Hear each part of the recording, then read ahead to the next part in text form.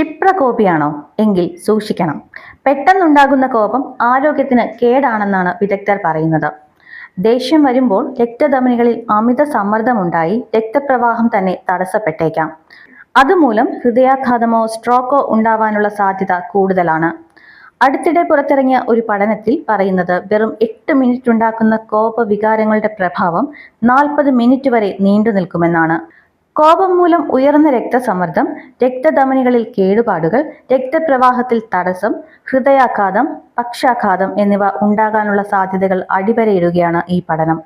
ഒരാൾക്ക് ദേഷ്യം വരുമ്പോൾ അഡ്രിനാലിൻ, കോർട്ടിസോൾ തുടങ്ങിയ സ്ട്രെസ് ഹോർമോണുകൾ ക്രമാതീതമായി വർദ്ധിക്കുന്നത് കൊണ്ടാണിത്. ഈ ഹോർമോണുകൾ രക്തധമനികളുടെ ഭിത്തികളിൽ കാഠിന്യം സൃഷ്ടിച്ച് രക്തസമ്മർദ്ദം വർദ്ധിപ്പിക്കാൻ ഇടയാക്കുന്നു. ഇതോടെ ഹൃദയമിടിപ്പ് വർദ്ധിക്കുകയും ഹൃദയാഘാതമോ സ്ട്രോക്കോ ഉണ്ടാകാനുള്ള സാധ്യത വർദ്ധിപ്പിക്കുകയും ചെയ്യും. കോപം നിയന്ത്രിക്കേണ്ടത് അത്യാവശ്യമാണെന്ന് ഇപ്പോൾ മനസ്സിലായില്ലേ? ഹൃദയ സംരക്ഷണമാണ് പ്രധാനം എന്ന് ഓർക്കുക.